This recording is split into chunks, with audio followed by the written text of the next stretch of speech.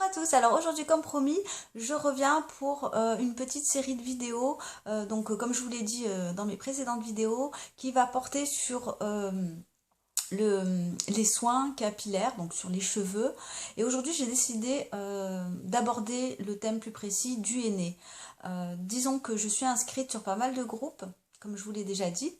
Et du coup, je voulais faire un petit point sur le henné. Je sais qu'il y a pas mal de vidéos, pas mal de blogs également là-dessus. Très bien fait, très bien détaillé, etc. Alors, juste pour vous dire, hier, j'ai testé donc pour la première fois la poudre de cidre, qui est une poudre lavante au même titre que le shikakai. Je crois qu'elles sont plus ou moins proches. Alors j'avais celle d'Aromazone et ça a été juste une catastrophe. Alors je l'ai peut-être mal utilisée. Donc j'ai mis la poudre de cidre, de la guimauve et de la phytokératine, pardon.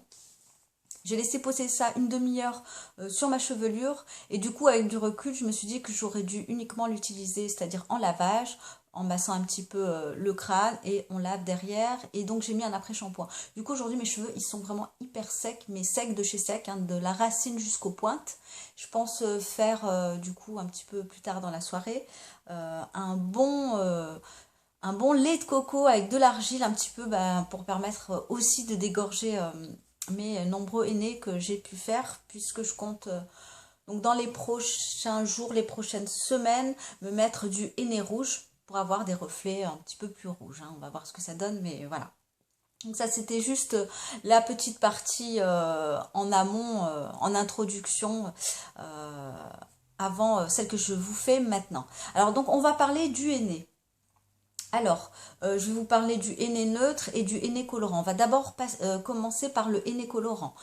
Juste, si vous voyez que je regarde un petit peu en dessous, j'ai pris quand même quelques notes pour éviter d'oublier certaines choses, hein. Alors, le henné colorant, qu'est-ce que c'est? En fait, alors, le henné à la base, c'est un petit arbuste, ce qu'on appelle précisément le Lawsonia inermis. Voilà, c'est ça. En fait, ce sont les feuilles qui sont réduites en poudre, tout simplement. Donc, il s'agit juste ça provient en fait d'une plante. C'est tout. Et donc en fait cet arbuste, il pousse dans différentes régions qui va du Maghreb jusqu'en Inde.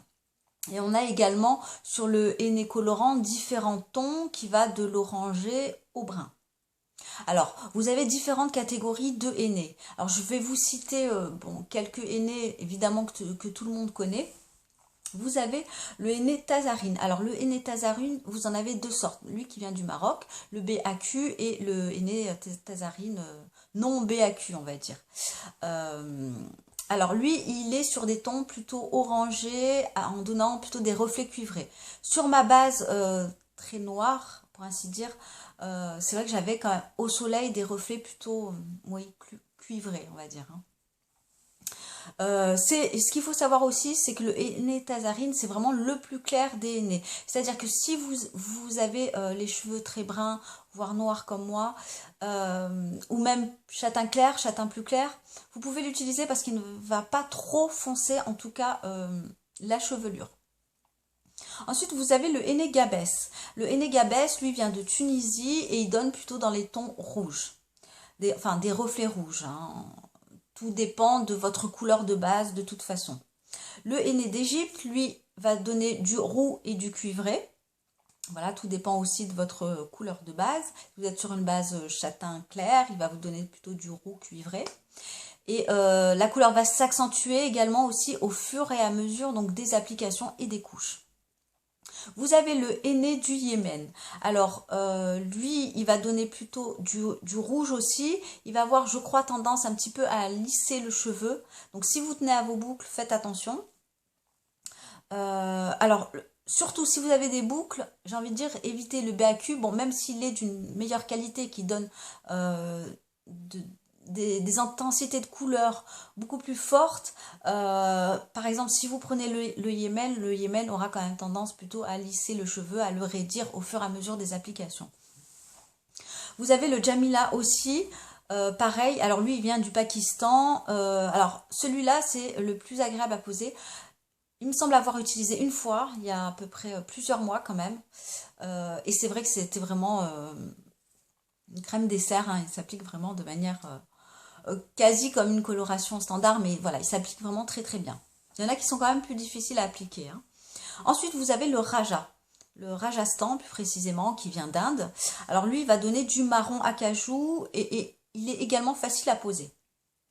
Alors, on va parler également des propriétés du henné. Le henné va venir gainer le cheveu. En fait, il s'enrobe autour de la fibre capillaire. Normalement, il n'éclaircit pas, hein. Après, vous pouvez toujours y ajouter des poudres tinctoriales dans les tons dorés cuivrés, en y ajoutant aussi du miel, une infusion de camomille. Vous pouvez ajouter du rap tonique. Mais bon, là, ce sera l'objet d'une autre vidéo où je vous donnerai aussi quelques recettes et peut-être la technique aussi d'éclaircir avec du henné plus des poudres colorantes ou alors du miel ou d'autres choses. Voilà. Mais à la base, il faut savoir que le henné seul ne va pas éclaircir. En tout cas, vous allez mettre beaucoup de temps pour éclaircir. Donc, pour en revenir aux propriétés, parce que là, je m'égare un petit peu, il va assainir le cuir chevelu, il va diminuer tout ce qui est éventuellement des démangeaisons du cuir chevelu, il va gainer, il va surtout renforcer et donner du volume aux cheveux. Vraiment. Moi, je remarque à chaque fois que je fais un henné, j'ai beaucoup plus de volume, j'ai le cheveu beaucoup plus épais une fois que je l'ai rincé, je le sens en masse. Quand je prends mes cheveux dans les mains, je sens qu'ils sont beaucoup plus forts. Donc de toute façon, il a en général que des bonnes, voilà, de bonnes qualités, de bonnes recommandations. Ensuite, maintenant, on va parler, donc ça c'est vraiment pour la partie henné colorant. On va parler maintenant du henné neutre.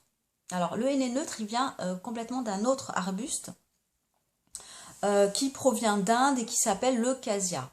Il a exactement les mêmes propriétés que le henné colorant, sauf qu'il a la particularité de ne pas colorer les cheveux. Alors attention, quand même, le henné neutre, si vous avez les cheveux très très clairs, type blond, châtain très clair, à force de pose de henné colorant, il peut, alors je dis bien il peut, c'est pas sûr, il peut foncer. Voilà. Bon, j'ai pas le cheveu clair, donc je n'ai pas testé, donc je ne saurais pas vous dire. Mais voilà, c'est ce que j'ai vu passer. Ma source n'est pas à 100% fiable. Ensuite, maintenant, on va parler de la distinction, comment reconnaître finalement un vrai henné. Disons que le henné a mauvaise réputation parce que dans, entre guillemets, le faux henné, on y trouve souvent des sels de bichromate, PPD, des sels métalliques. Et du coup, elles sont plutôt incompatibles avec les colorations chimiques. J'ai envie de dire d'où peut-être la réputation du henné, hein, qui avait mauvaise réputation à cette époque-là.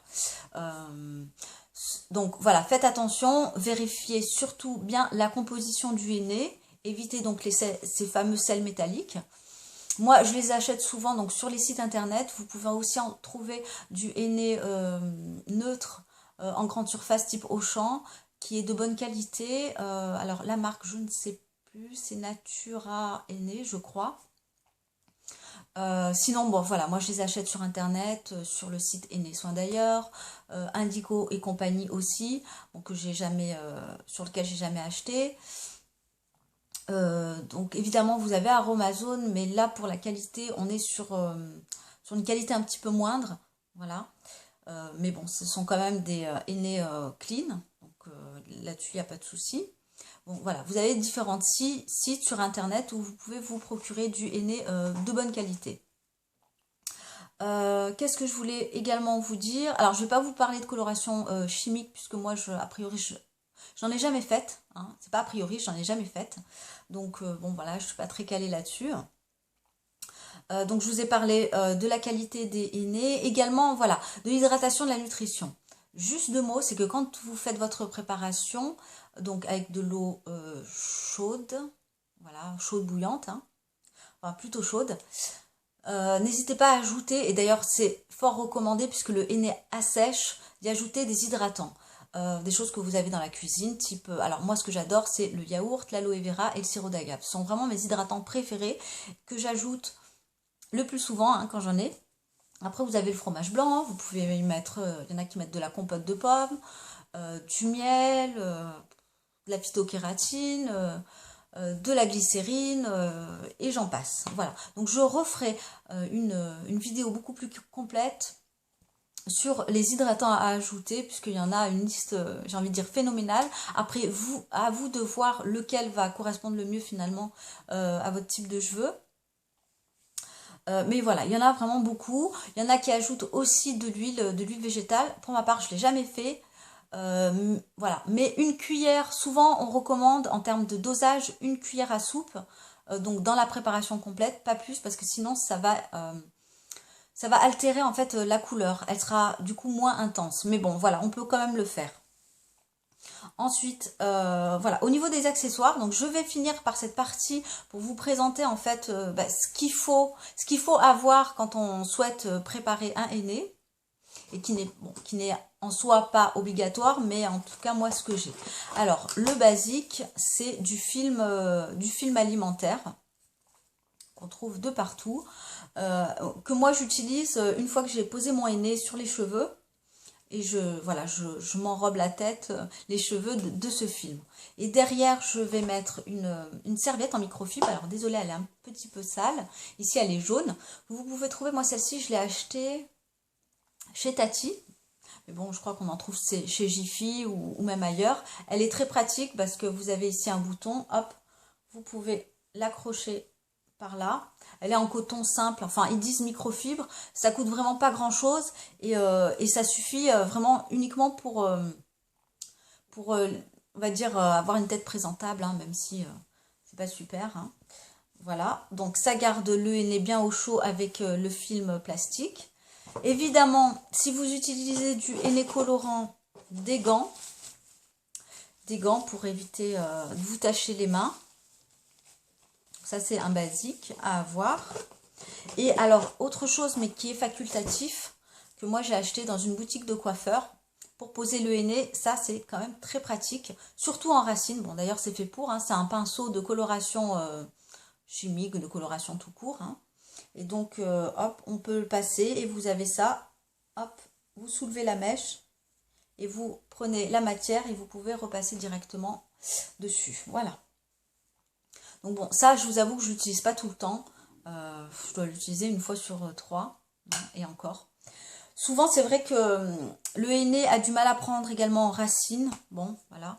Après, on peut le poser très grossièrement comme je fais, mèche par mèche.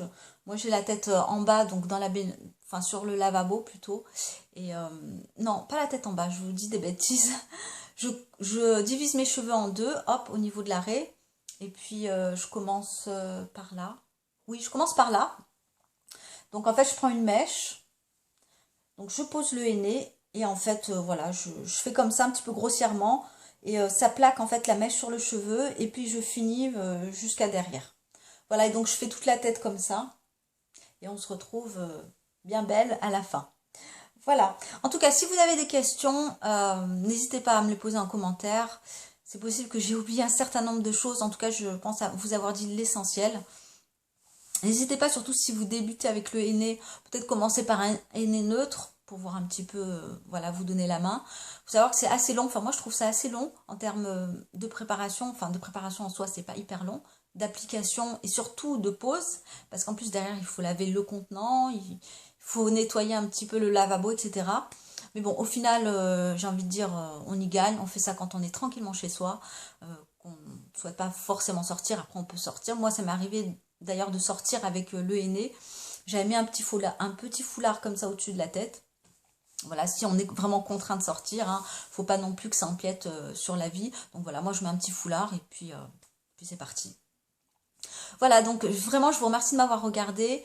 Et puis si vous avez des questions complémentaires, des remarques à faire, n'hésitez pas à la faire aussi en dessous de cette vidéo. Et puis je vous dis à bientôt. Donc je sais pas quel thème je vais aborder prochainement, j'ai quelques idées, je vais voir. Et puis je vous souhaite une très bonne semaine et je vous dis à bientôt. Bye!